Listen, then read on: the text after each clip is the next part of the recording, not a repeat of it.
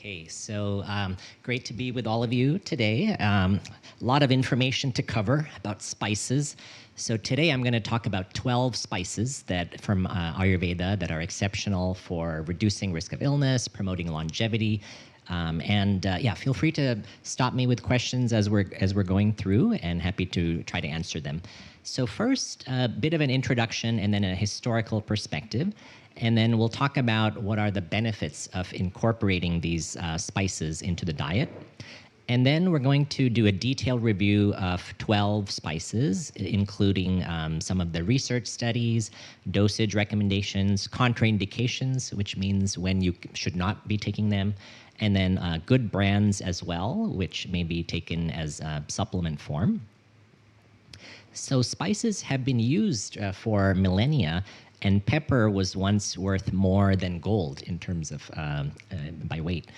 It's been used to preserve foods because of the antimicrobial properties, also for many years. Long history of use in not only India and China, but other countries all around the world. And Christopher Columbus was seeking India when he discovered America, and he thought he had reached India, so that's why he named the native people Indians, which this term is still used. But because of how important spices were, that was the impetus for that journey. So wars have been fought, empires have been built to ensure access to spices. The spice trade for also thousands of years circled all around the world. There was the Silk Road in China, and then all the way from Europe down to Asia and throughout India, of course. So these are some of the trade routes that were used to ferry spices all around the world for thousands of years. And the word salary actually comes from the word salt, because ancient Roman soldiers were paid in salt at that time. It was so valuable. Peppercorn was also used to pay rent. So this was called peppercorn rent. Pepper was so valuable. It was also used to pay taxes. And, I wish we could do that today, but unfortunately not. But yeah, and even it was given as a dowry because pepper was so valuable. So what makes spices so valuable for health? So I think these are the 6 most important properties. So nutrient density, we talked about how our modern food is lacking in so many nutrients, but spices can fill the gap because they're so rich in nutrients. Antioxidant, anti-inflammatory, very good for blood sugar. That's probably one of the least appreciated benefits of spices, metabolic and blood sugar benefits. And then very good for the Agni, the digestive fire, the microbiome, and also they're antimicrobial, so to get rid of bad bugs in the body. And then what about specifically for longevity? So the same factors are very important. So there's rampant nutrient deficiencies that are seen in many patients. More than 92% of Americans are deficient in at least one nutrient. And then antioxidant is important because there's something called oxidative stress that is elevated in all chronic conditions. And that's why you need more antioxidants in those cases. And it's always best to get antioxidants through spices or food, because antioxidants in supplement form, there's been some research showing it can cause harm. So we don't recommend those in terms of supplements. Anti-inflammatory, because chronic inflammation is at the root of chronic illness and aging. Blood sugar regulation is very important. Many of the spices have prebiotics, so they have nutrients, polyphenols, other nutrients that support the microbiome, and the antimicrobial effects to prevent the dysbiosis, which is that overgrowth of microbes that we talked about. And so that's why spices are a key component of the Tiger Protocol, which I talked about yesterday. And one of the main mechanisms by which many spices have their effect is they block this compound known as nuclear factor kappa B, or NF-kappa B. And this is something which stimulates the expression of many inflammatory genes, and it's linked to various chronic diseases, heart disease, cancer, Alzheimer's. So it's very good to reduce the activity of this compound, and most spices have that effect, and that's how they can lower inflammation. So this is how, when we go through these 12 spices, this is the format. We're going to look at the key phytochemicals, and then we're going to look at randomized placebo-controlled trials whenever available, which is a type of research. We'll discuss the therapeutic uses, safety profile, practical tips, and then I'll list some supplement brand recommendations.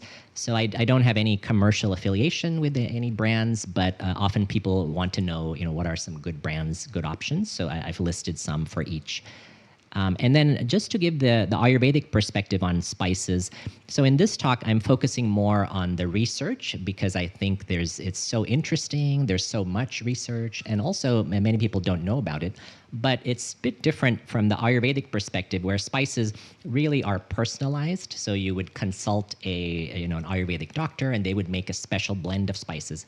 Also, for medicinal use, they're always blended in formulas because different properties of spices can balance each other, and so you rarely use a single spice. But for the purpose of teaching, I'm going to talk about the spices in single use today. And then you always tailor them to the prakriti and the vikruti. So are people familiar with those terms? Not so much. Okay, so prakriti is basically the constitution, the body type you are born with, determined at conception.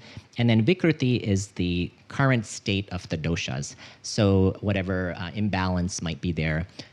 You're always trying to get from the vikruti to the prakriti, which is your constitution, your original balance of doshas. The vikruti is the current state of imbalance. Could be mild or moderate or more, but it's always tailored to that. And then a special caution for pitta body types. So vata, again, is wind. Pitta, if you can think of as fire, and kapha as earth. So those with pitta dominant types, often spices have a warming quality, and pitta as fire, has a warming quality. So there are certain spices that are cooling, which we'll talk about, which are appropriate. And then often, pitta types are the ones who love spicy food. So they're love the chili peppers and those things. And that's probably not the best for pitta types, but in general, that's the one type where we say to use caution with some of the heating spices. For vata and kapha types, which are cooler, you generally don't have any limitation on use of spices. And then the goal in Ayurveda is to develop sama agni, which is balanced agni. So Agni is the digestive fire, the digestive capacity that we all have, which can become imbalanced in many different ways. But Sama Agni is balanced Agni. That's like the ideal state of the Agni. So that's what spices help achieve. And the medicinal use is always in blends, always personalized. But for today, we're going to focus more on the research side because that's, I think, more useful for teaching. So we're going to start with ginger. So ginger is what's called the rhizome. So it's an underground stem of the ginger plant. And in Ayurveda, it's used a lot for the digestive benefits, anti-inflammatory. It's very energizing and stimulating as well. And it's very high in antioxidants, which includes gingerols, paradols, shogols, and gingerones as well. So this is from a study where they looked at ginger extract in prostate cancer and found that was quite helpful. So ginger is probably the single best treatment for nausea. So from any cause, pregnancy, morning sickness, motion sickness, vertigo, you name it, chemotherapy-induced post-operative nausea. Excellent research. So there was actually a study which showed how it treats nausea, which is that they showed that ginger helps with emptying of the stomach and moving things through the GI tract. And a lot of research for use in nausea, and you can use a ginger tincture. There are ginger chews. You can chew a fresh piece of ginger. Really, the form doesn't seem to matter. But for nausea, it's really excellent. And it's really a great anti-inflammatory. So we all know turmeric, which we'll come to later. But ginger, also, there was a randomized control trial. Should I explain what a randomized control trial is? It just people are familiar. It's basically a research study where they put half the people on a placebo and then half the people on the drug. In this case, it's a spice. And then they're looking at the benefits. So it's the highest standard for research. So in osteoarthritis, which is basically degenerative age-related arthritis of the joints, ginger was as effective as the drug diclofenac at reducing pain in knee osteoarthritis. Another study found ginger extract better than placebo, also in patients with knee osteoarthritis. So very good for pain, for inflammation, and in arthritis. So also, this was interesting research showing some of the analgesic. So typically we think of like Tylenol or Motrin, ibuprofen as analgesics, but ginger was very effective at reducing exercise-induced muscle pain in one study compared to placebo, and also very good for menstrual pain. So there was a study that compared ginger to ibuprofen and another drug and found it was as effective at relieving the menstrual pain. So another great use of ginger. And surprisingly, less well known is it's very good for blood sugar and cholesterol. So 1,600 milligrams of ginger per day in patients with diabetes actually improved their blood sugar, insulin sensitivity, inflammation markers, and cholesterol. Can you imagine if there was a drug that did all of that? You know, it would be like $1 billion drug, but you know, no one is making money selling ginger, so that's why. But still, the research is there. Another study in type 2 diabetes showed 2,000 milligrams per day, 2 grams per day, lowered blood sugar and A1C and risk factors for heart disease as well. So I think it's underappreciated, but ginger is very good for metabolism, cholesterol, blood sugar lowering. And great for infection. So that in Ayurveda, it's often used for this purpose. So fresh ginger is active against a type of virus called RSV. It's a common cause of infections, especially in kids, which is why getting ginger in your kid's diet can be so therapeutic. Also, it has antibacterial effect. So cooking with ginger or incorporating ginger in other forms for children, it can be very good for their immune system. Oh, yes. Yes. Yeah, exactly. Yes.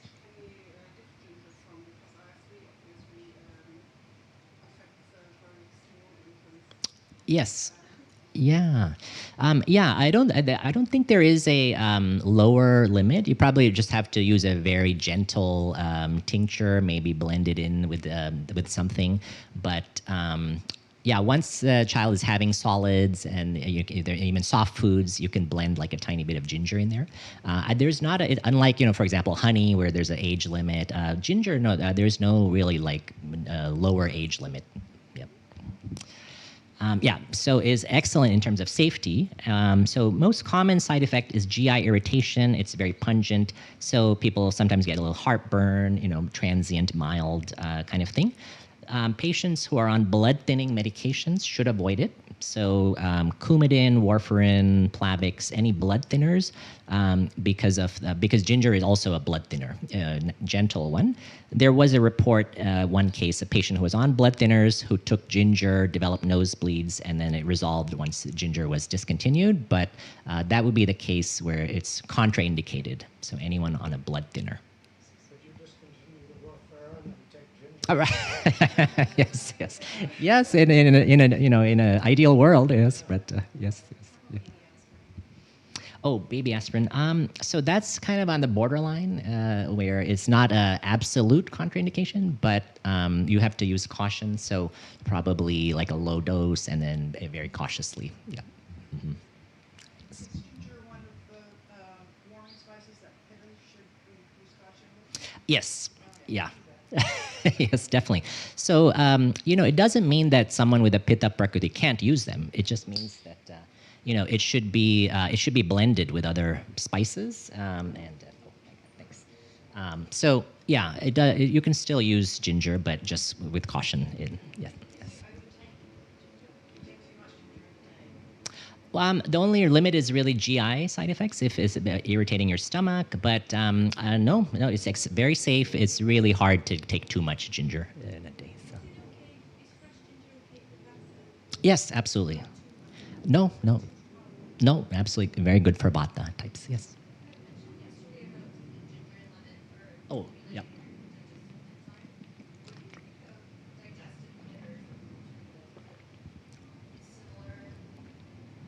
Oh, very good. Yeah, yes. So digestive bitters are a type of. Are you thinking about some of the liquid bitters? Okay, yeah. So these are very good. Yeah, they're basically bitter roots that are. There's different names: Angostura bitters, Swedish bitters. You can often find them in liquor stores because they're used to make like blended drinks. But just a bit of the digestive bitter before a meal will stimulate the enzymes just as well as ginger. Yeah. So, all right. And then, yeah, most supplements should be stopped 2 weeks before surgery because anyway, but ginger especially because of blood thinning. I think it can be safe during pregnancy for nausea. And then in Ayurveda, fresh ginger is the more potent form, but ginger powder also can be used. Ginger powder is fine as well, either form. Pickled ginger actually is very, very good because it has the fermented food, has a probiotics, and it has ginger as well. So I have a recipe for pickling ginger in my book. So. Yeah, exactly. Like sushi. Yeah, yeah. They just add the colors, to make it pink, but it's the same thing. You just pickle the ginger without adding the colors. Okay, so brands for supplements, and these are from all of the brand recommendations are from this website called consumerlab.com, which is a independent website that analyzes supplements for labeling, contaminants, cost effectiveness, and anyone can subscribe. I think it's $10 a month or something. But they've gone through with different brands. So for loose root powder, there's Organic India and Nature's Way. And then for capsules, there's Puritan's Pride, and then Swanson and Solgar are good once you start wanting the extract. So the extracts are more potent. They usually combine the extract with some of the root powder.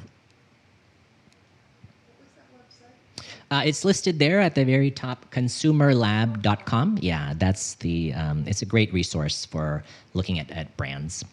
Okay, next is allspice, Pimenta dioica. So this is also known as Jamaican pepper. So it's actually a dry fruit from the Pimenta dioica tree. Very similar in flavor to nutmeg, cinnamon, and cloves. Discovered by Columbus again in Jamaica, and he thought he had found black pepper, which was very valuable at that time. But it's actually allspice. So allspice is a super antioxidant. It has 25 active antioxidant compounds, quercetin, eugenol, many of these other ones listed here, antiviral, antibacterial. And there was a study comparing all the antioxidants of common herbs, and number one was clove, actually. Number two was allspice. So even above turmeric, which we're going to come to, but this is a really powerful antioxidant.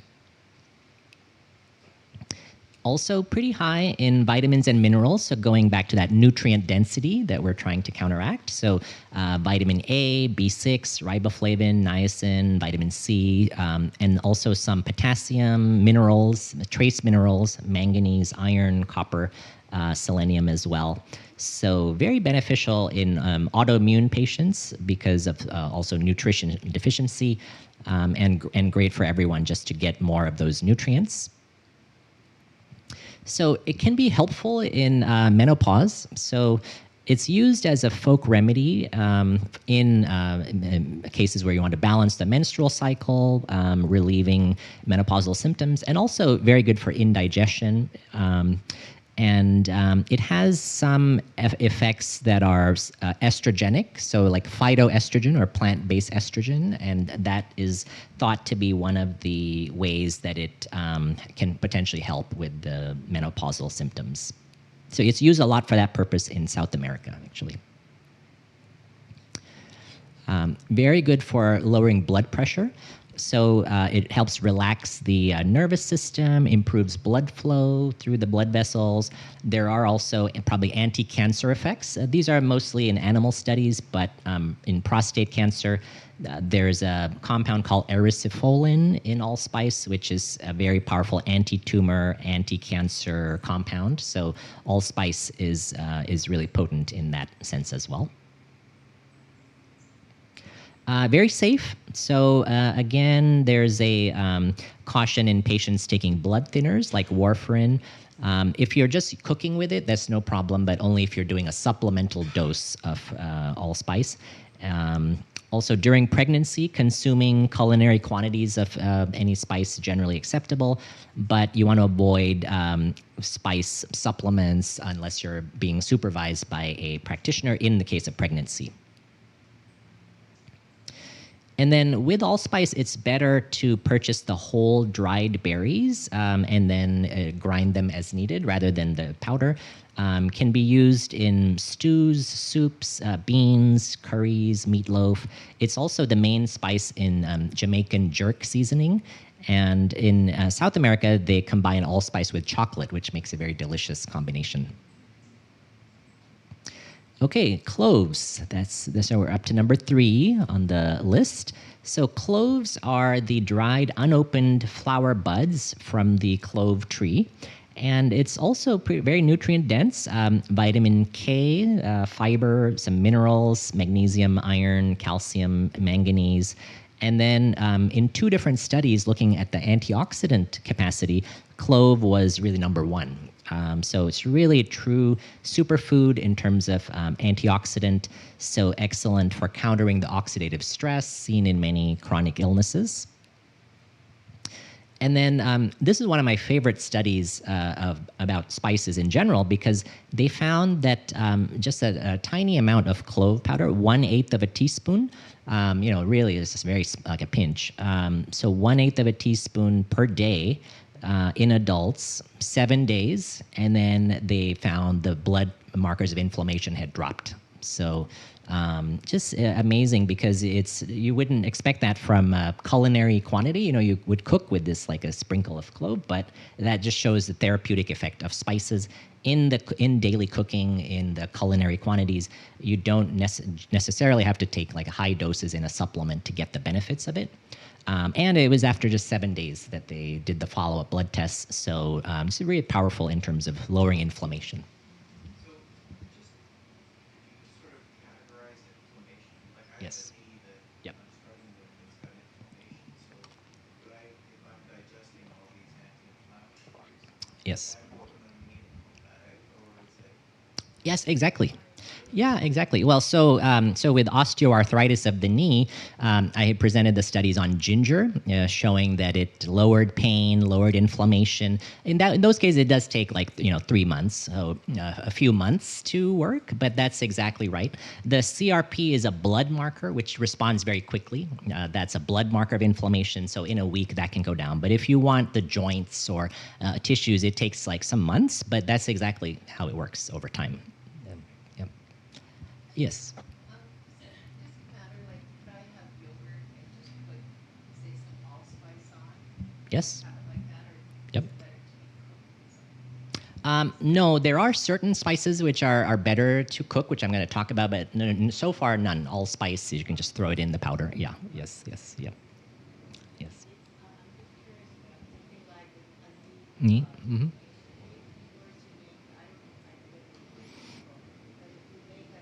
A paste or a poultice?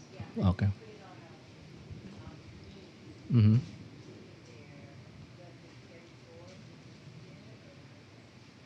It does get absorbed, but for that, you want to use more like Ayurvedic oils, like Mahanarayan oil or that kind of thing. Yeah, you wouldn't really get an effect from just spices. You would need something like that. But absolutely, it's absorbed, but you want to probably use an Ayurvedic oil in that case. Yeah. Well, it would have herbs. So Ayurvedic oils like Mahanarayan oil are made by boiling medicinal herbs in oil. It infuses all the properties, and then you just apply the oil topically. Mahanarayan oil. Actually, could you spell it for her? Yeah, okay, okay, thanks. All right, so we're going to keep going. So anti-inflammatory effects, so very good for wound healing. This is a common problem called anal fissures, which is related to hemorrhoids. Very difficult to treat, and topical clove oil cream was very effective. So for wound healing as well, clove is really beneficial. This is also a topical use. In this case, cream made with clove oil was very good for healing these difficult to heal wounds. That worked in 60% of patients, whereas the standard treatment only worked in 12% of patients. So very powerful wound healing. And then dental use, this is pretty well known, but clove is a great topical anesthetic, toothaches, used in dentistry for analgesia. It's the eugenol that is the phytochemical that has anesthetic effects. So if you have a toothache, you could just chew on a clove or apply it topically to the gums. That is a good way. Topically, it's a very good anesthetic. And then antimicrobial, especially in Ayurveda, excellent for parasites, excellent for bacterial infections. Clove is especially good for killing the eggs of parasites. In Ayurveda, that's the use of it. So research also showed clove oil is good for inhibiting fungi, bacteria, and other pathogens as well. So really excellent in terms of antimicrobial. And very safe, no major adverse reactions. Whenever possible, buy the whole cloves because clove powder can lose the potency more quickly. And you can use it in sweet dishes like a pumpkin pie or potentially chocolate, and then savory dishes as well, like beans, curries, chili. Those are all good options. And remember, the dose that was found to be therapeutic was 1/8 of a teaspoon of clove powder. So that you really don't, because it has a strong flavor, right? You don't need to use like 2 teaspoons, but it's designed to be used at just 1/8 of a teaspoon. But research shows that's enough to have the effect that's therapeutic. So, yes. Oh, for teething in babies? Yes, I think so. Yeah, they probably have clove oil that's commercially made that you can just apply like a drop or so. But yes, I think that should be effective. Yeah. Yes. Sorry, Molly, but say we buy a whole bunch of cloves, Yeah. and then like a coffee grinder, like the blade coffee grinder, put some cloves in there and then grind it into a powder and then use that. Is that Yes, what that exactly. Yeah, I'm going to be talking about that a little bit later, like how to prepare spices. But yes, coffee grinder is a great way to grind up to make the powder. Yep. All right, cinnamon. Okay, so the dried bark of the cinnamon tree is what we are consuming. That's what you're seeing. That very high in antioxidants. So cinnamon came behind clove in that study. So very good antioxidant profile. Has a lot of great phytochemicals like flavonoids, PACs, cinnamaldehydes. So good metabolic effect. A meta-analysis of 10 randomized controlled trials found that cinnamon significantly can lower blood glucose, cholesterol, LDL, which is the bad cholesterol, and triglycerides, and then increase the good cholesterol, the HDL cholesterol as well. So cinnamon, especially in patients with diabetes, but even other people who are dealing with the blood sugar issues. Yes. Oh, yeah. Yeah, you'll see. Yeah, yes, for sure. So very good in PCOS, polycystic ovarian syndrome. Study in women with PCOS found that cinnamon helped reduce the insulin resistance, which is one of the main causes of PCOS in women. So cinnamon very helpful for, in that case, for fertility in women struggling with PCOS. The anti-inflammatory compounds include naphthalene, hesperidin, hebifolin, hypolatin, oroxidin, and quercetin. So really powerful anti-inflammatory effects from the cinnamon. So there is a safety issue. So there's two different types of cinnamon. There's cinnamon cassia and then Ceylon cinnamon. So there's two types of cinnamon. Cinnamon cassia, if you consume large quantities over time, it has a compound known as coumarin, which can cause issues. So what happened in Germany, they had once in Christmas these cinnamon cookies, which were made that had too much cinnamon and had too much of the coumarin, and so they had to recall them from the market. Luckily, no one got hurt. It was more of like a preventative, but the safest way if you're taking cinnamon is you can use with the cinnamon cassia. Up to 1 teaspoon per day is very safe. If you're using the Ceylon cinnamon, you can go higher than that because it does not have the coumarins. So just, be mindful. If you are going to take it long term, I would recommend the Ceylon cinnamon, which is slightly different. So Ceylon cinnamon, safer than cinnamon cassia for long term use, although cinnamon cassia, 1 teaspoon a day, up to that is fine too. So, and then definitely safe to have as a spice during pregnancy, but not to take the supplements, which is a general recommendation. Yep. What is the risk of the coumarin? It's mostly, I think, like digestive upset and things like that, GI. But it can be unpleasant if you are having those. Yeah. Mm-hmm. Okay, so this is a recipe that I like to have in the morning sometimes with some of these spices. So usually, water, adding some berries, and then you can either use whey protein or other non-dairy protein, like pea protein, and cacao powder, some coconut oil, flax or chia seeds, and then cinnamon, cardamom, turmeric, and black pepper. And then usually I put a bit of clove in there as well. So this is a good way. You can either use honey or stevia in terms of sweetener. And it's a simple way to get a lot more of the spices into the daily routine. Okay, so cinnamon brands. So this is so these have been analyzed for the coumarin levels. So these brands are safe. They don't have too high levels of the coumarin. This Finest Nutrition brand, which is sold in Walgreens. This brand called Sinsulin, which is in capsules. Doctor's Best and Solgar for the extract.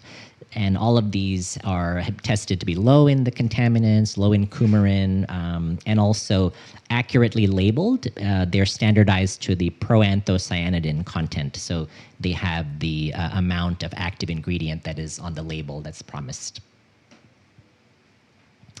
Okay, saffron. So saffron is actually part of a flower, the stigma of the flower, Crocus sativus, used widely in Asia, India, and also the Middle East for color and also the spice. The compound saffronol in saffron has been shown to have very good antioxidant, anti-inflammatory, and also antidepressant effects. So that's one of the benefits of saffron is it elevates mood and can help with treating depression.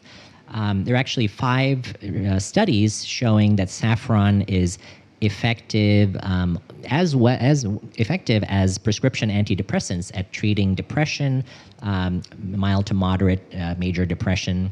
And saffron appears to have a positive impact on serotonin, which is one of the neurotransmitters in the brain. So very good for mood, and then also very good for dementia and Alzheimer's, preventing that. So in this case, they compared 30 milligrams of saffron extract to a prescription drug called donepezil, which is one of the drugs used to treat Alzheimer's dementia, and found that over about 5 months, the effects were the same. So saffron is as effective. Protects excellent antioxidants, so protects the brain from the oxidative damage and stress.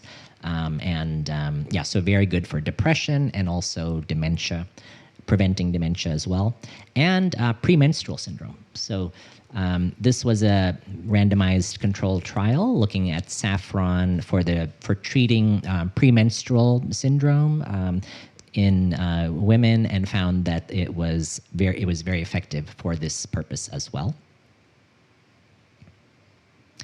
There are some cancer-fighting properties. So saffron has a compound called crocin, which gives it that golden color. And then this is found to affect many different types of human cancer cells and trigger cell death in these cancer cells. So appears to have significant cancer-fighting properties.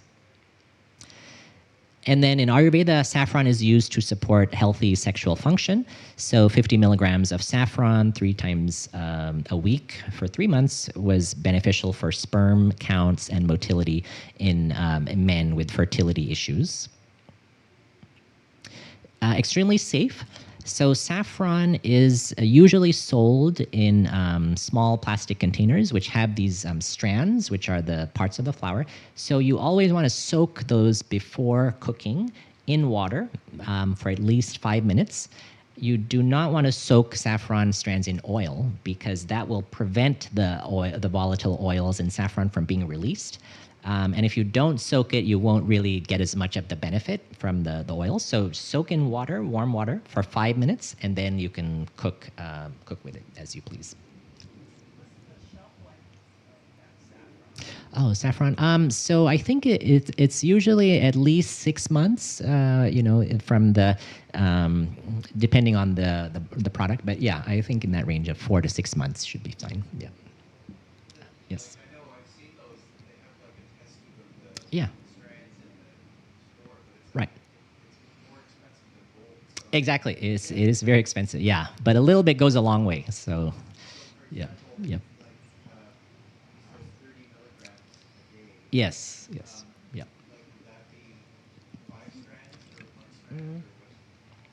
In the studies, they're making an extract of it, so you probably have to take it in a capsule form if you're trying to treat depression or Alzheimer's. But so cooking with it, you will only use 1 or 2 strands per day. That would be adequate to get all the culinary benefits that way. Okay, and then this is a recipe for spiced milk using some of these spices, including saffron. So either cow's milk or any non-dairy milk of your choice. So heat the milk together with cinnamon, cloves, and then a couple strands of saffron and boil. So this is, you can add turmeric, that's what's known as golden milk. But this is, I like the combination of these flavors from cinnamon, clove, and saffron. And then you can add a bit of honey if you want afterwards, but this is a way to get those spices. So remember, in this case too, you want to soak the saffron in water before you put in the milk. So always soak saffron 5 minutes before cooking in any form. You can, yeah. It only needs to be soaked in like a spoonful of water, but you can use it in whatever you're cooking. Yep. Mm-hmm. Yep.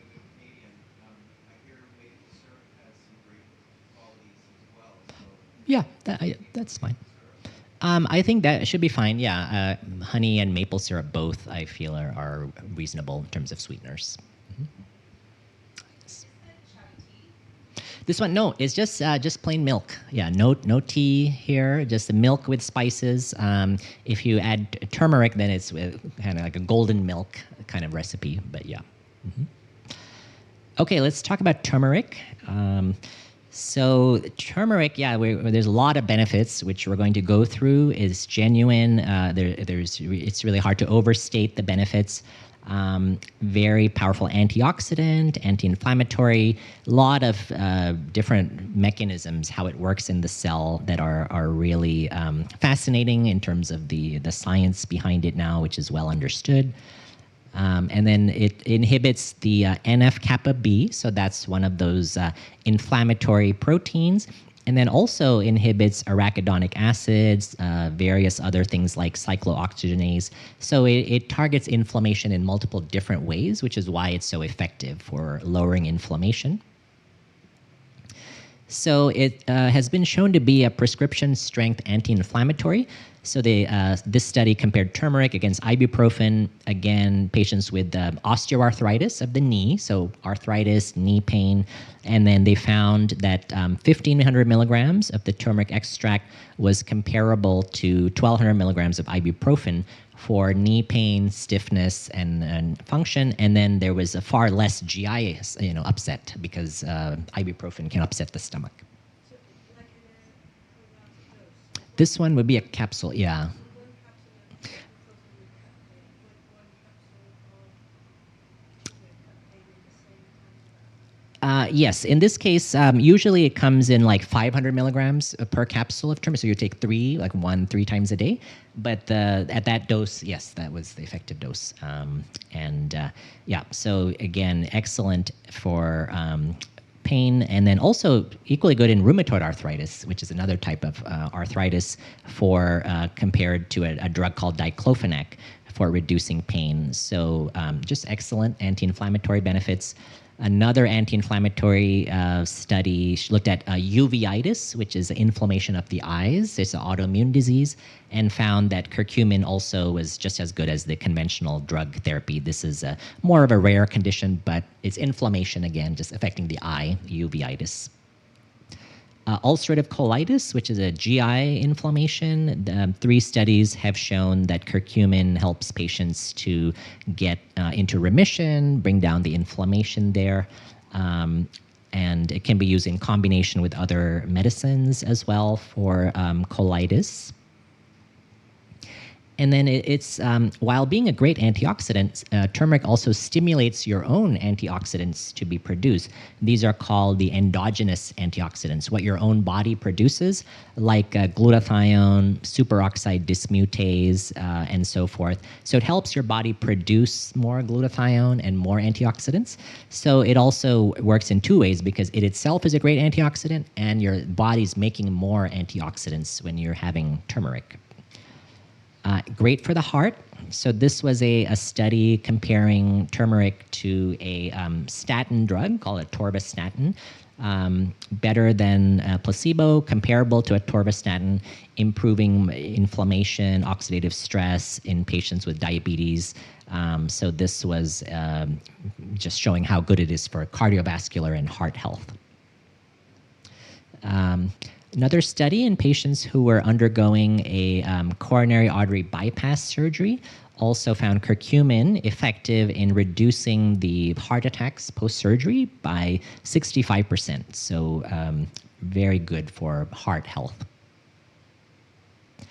Brain health as well. So animal studies show turmeric reduces deposition of plaque in the brain. So with Alzheimer's, it's thought to be this amyloid plaque, which it helps, and possibly with Parkinson's disease as well. So there are some who think that this is why in India the rates of Alzheimer's are very low, because of the turmeric consumption and all the spices that they over the years. I think with turmeric, it's really the more you can consume over your whole life, the better, long-term cumulative intake. And then this was a study where they found it prevented directly cognitive decline. They looked at adults, and they used 1,500 milligrams per day. They used a form of curcumin called BCM 95. It's just one of many forms of curcumin, but significant for preventing cognitive decline and dementia as well. And then we talk a lot about curcumin, but this is more of the Ayurvedic concept that a whole spice is much more complex than the individual components, and because they've also looked at curcumin-free turmeric, and turmeric, even without the curcumin, which is one of the active ingredients, has a whole host of other beneficial effects, anti-cancer, anti-inflammatory. So there are many other compounds in turmeric as well, which is why I recommend just getting the whole turmeric root, and you can juice that, cook with it. You can also get, of course, the turmeric powder, but all of these compounds are in turmeric besides curcumin as well. So, and I know in like cooking, you're going to need to, have some fat there, and have some pepper there. Yep. So what about supplements? So generally, you don't necessarily have to. Yeah, because often they are formulated in a way that they're absorbed even without like fat or pepper, typically. Yep. Mhm. Yes. You use your skins too? Yeah, absolutely. Yes. Yes, definitely. Yeah. Question was about using the skin of the turmeric root. Yes, absolutely. And ginger. Yeah. Yes. Oh, yeah. Yeah. Yeah. No, no, definitely. Yes. Yes. Yeah. Yep. Um, so turmeric is very safe. They've studied doses of 8,000 milligrams of curcumin to say for at least 2 months. That's equivalent to 160 tablespoons of turmeric powder, which no one is going to have. But the curcumin, even in the concentrated form, appears safe. It is a blood thinner, so again, patients on blood thinners should avoid it, and then you want to discontinue 2 weeks before surgery. And then those with active liver disease or gallstones should be careful because curcumin can stimulate the gallbladder and for contraction, stimulates bile secretions. So it could be helpful in that case, but you probably want to use it under a practitioner's guidance if you have liver disease. And then pregnant women can cook with turmeric, but should not take supplements in general.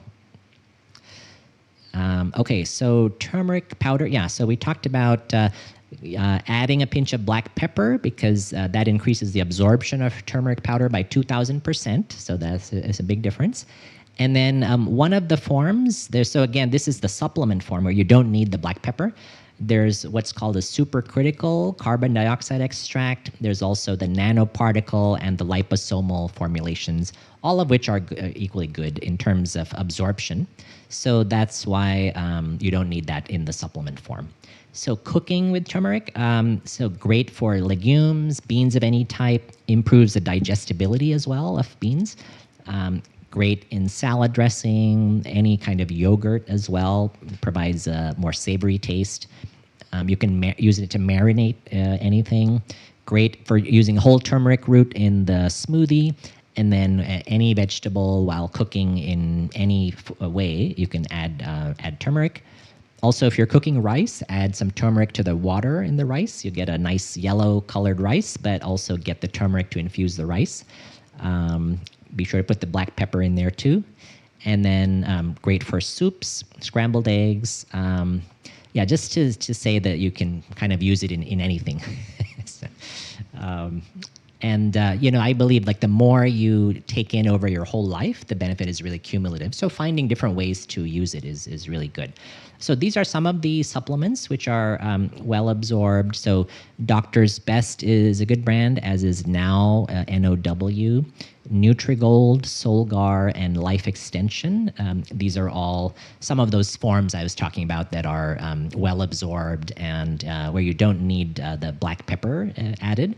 And also standardized to contain the active ingredients that are promised on the label. So these are some good options. Okay, so we'll go on to fenugreek. So this is you have the leaves of fenugreek that are there, as well as the seeds here in the picture. So it's known as methi in Indian cooking. You both use the seeds and the leaves. In Ayurveda, also used quite a bit. It has these saponins, which are the active ingredient, and also it's pretty high in fiber, so it's good for the microbiome. And probably the most powerful spice for metabolic issues, for blood sugar, cholesterol, those kind of things, diabetes. So there are more than 100 studies looking at fenugreek, how it helps with this blood sugar regulation, high cholesterol, high triglycerides, and helps to raise the good HDL cholesterol if it's low. So one meta-analysis of 10 studies found that fenugreek, in this case, 5 grams per day was what they studied, and that was the fenugreek powder that had a beneficial effect on the blood sugar and something called A1C, which is a measure of blood sugar in over 3 months.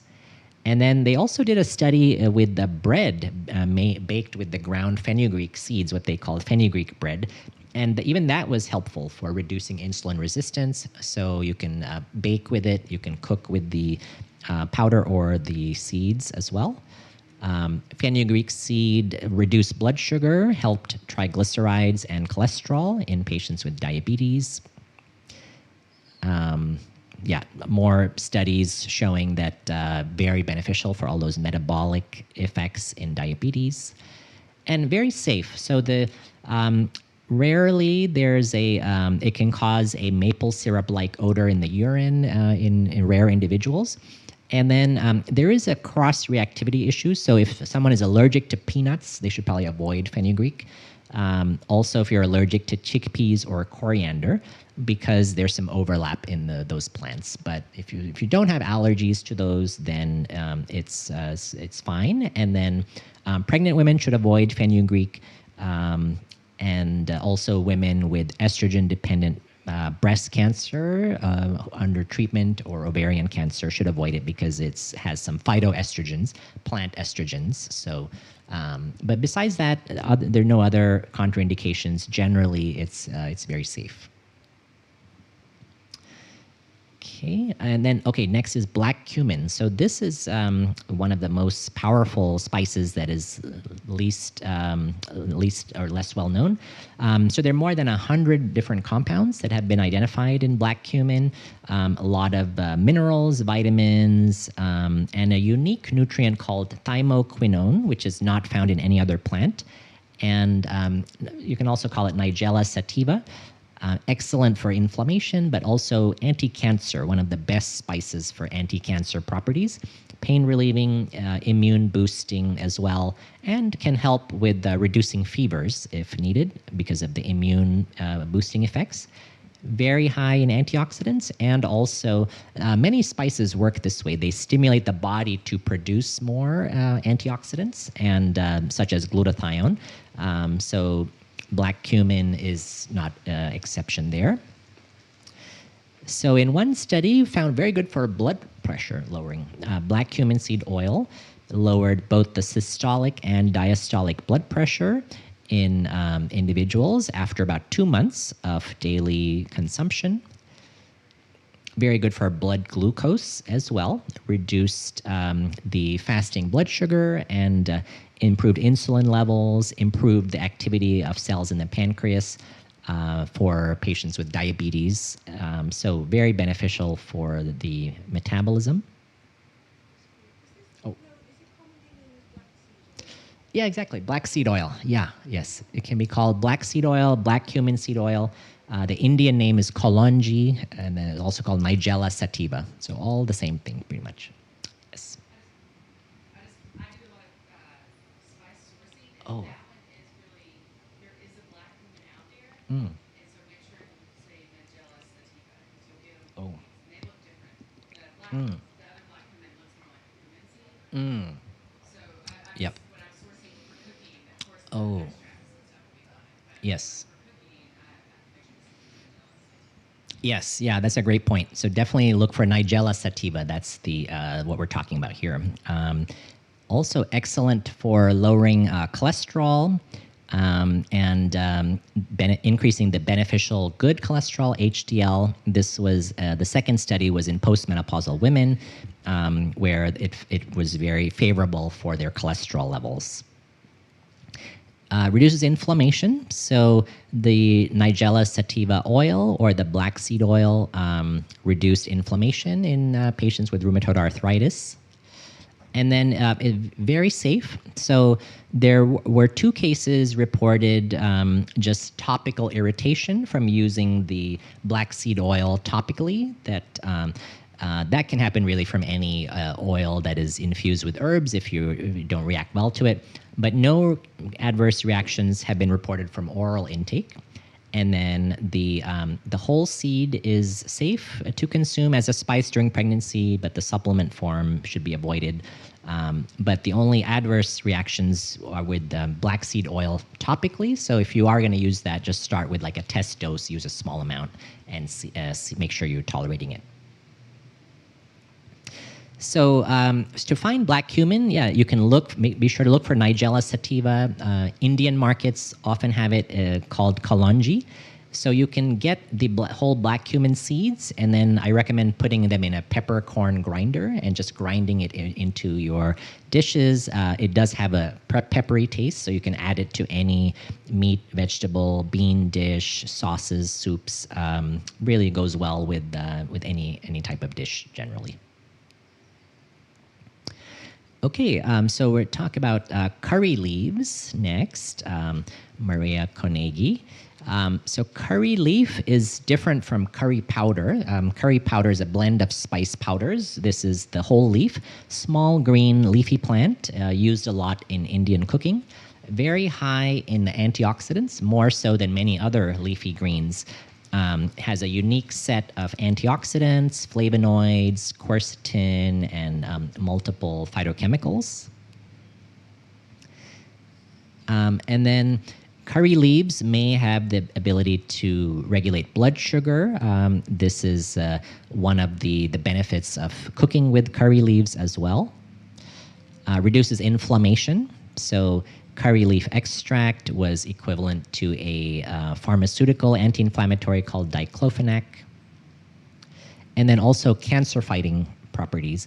So curry leaf extract appears to help with reducing cancer cells.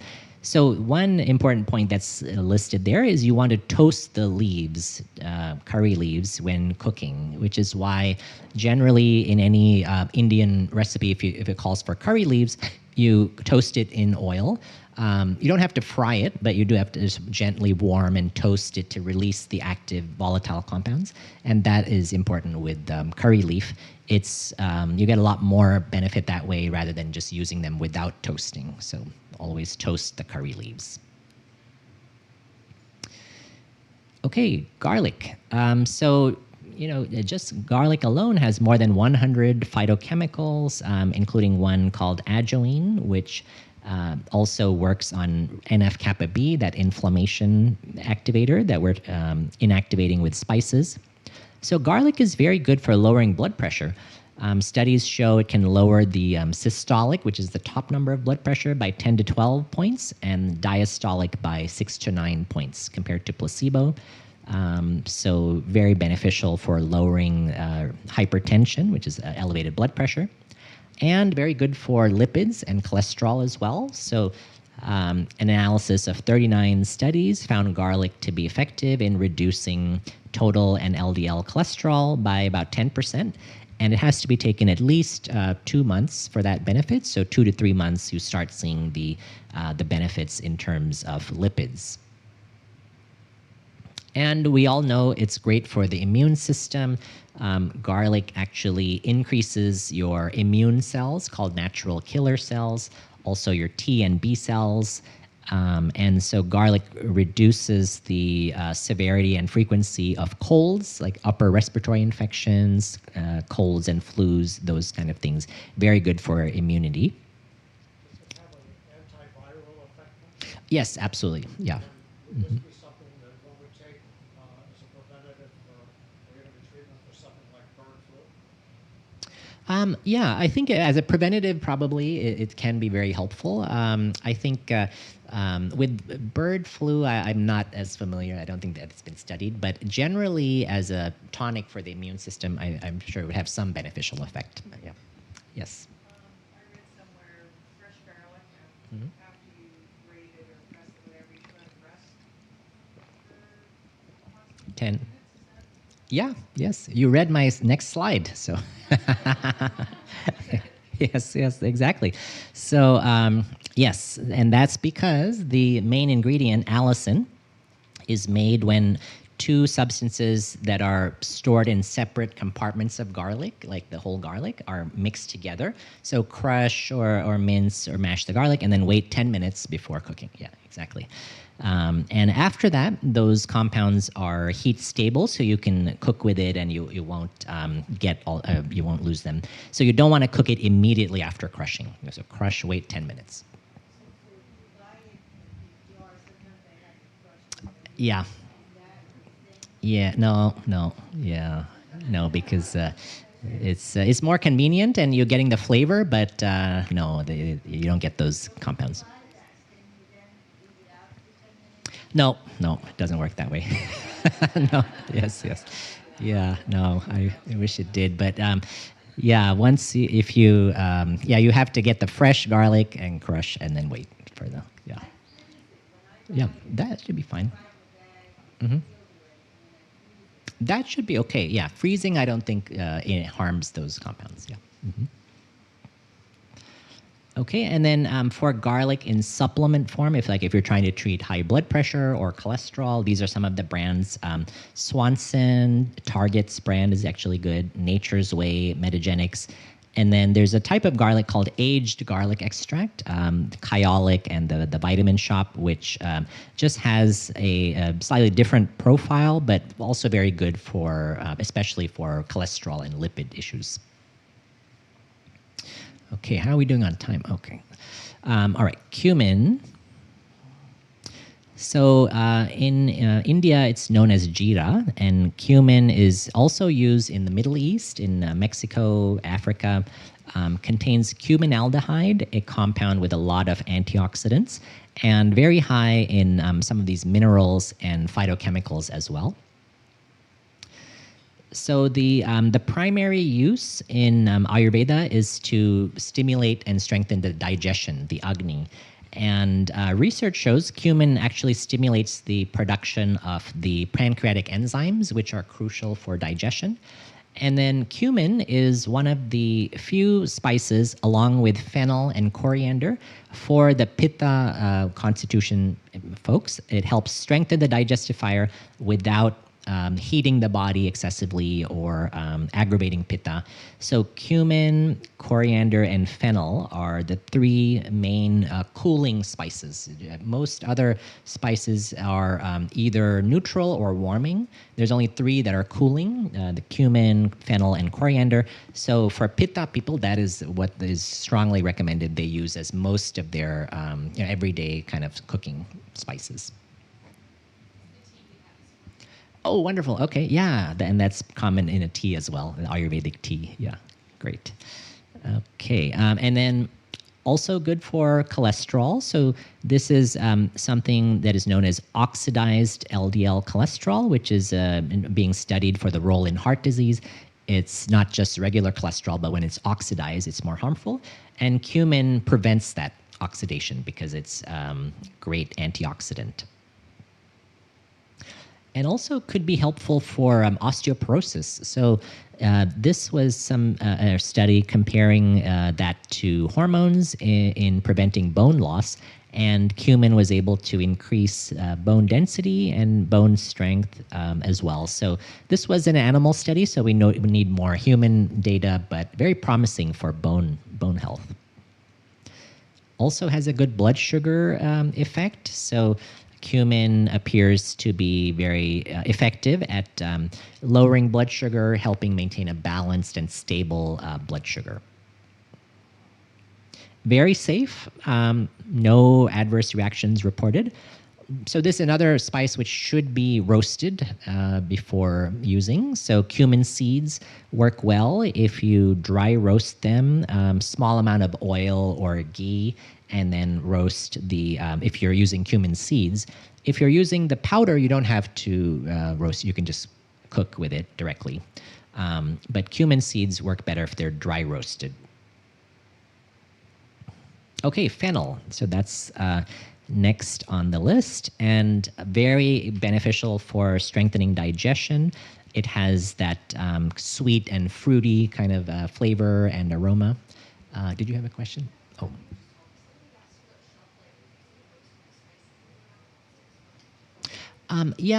So I think if you're getting whole spices, they do last longer, like often up to a year. With the powders, I think it's then in the 4 to 6 month range, but whole spices do last longer. Then you can just grind them as needed when cooking. Yeah. Yes.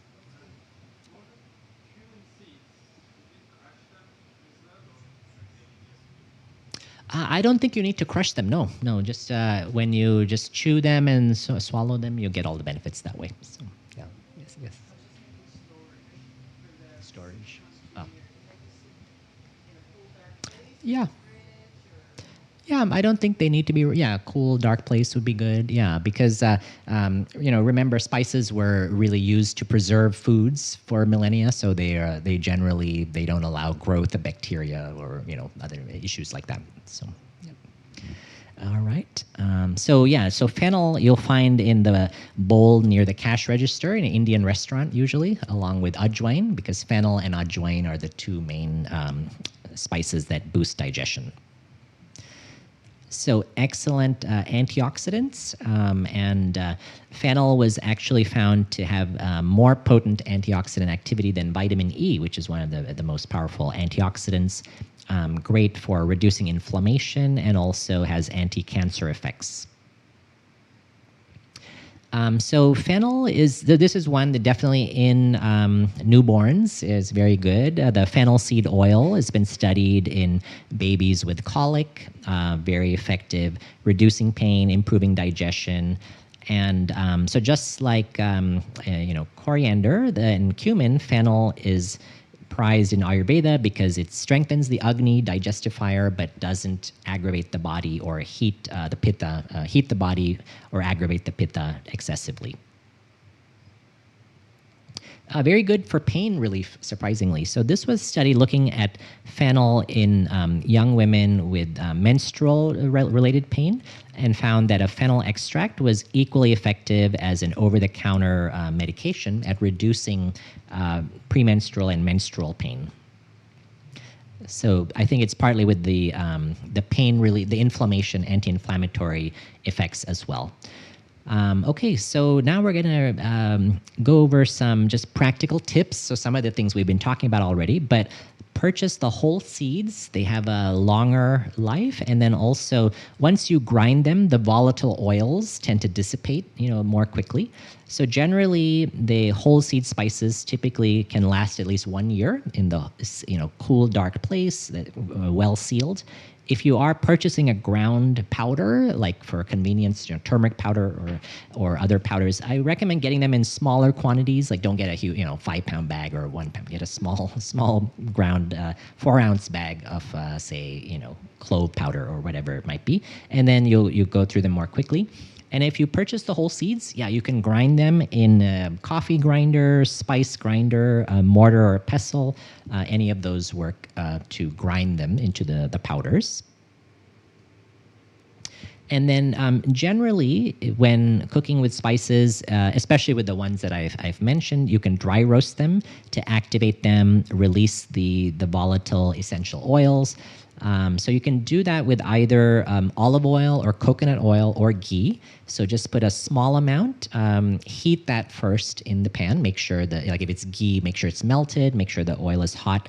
And then you add the spices, lower the heat to medium, and then you stir so that the spices don't get burned. And then you generally just do that for about a minute or two, and that will be enough to dry roast them, release the essential oils, and of course the aroma, the flavors as well.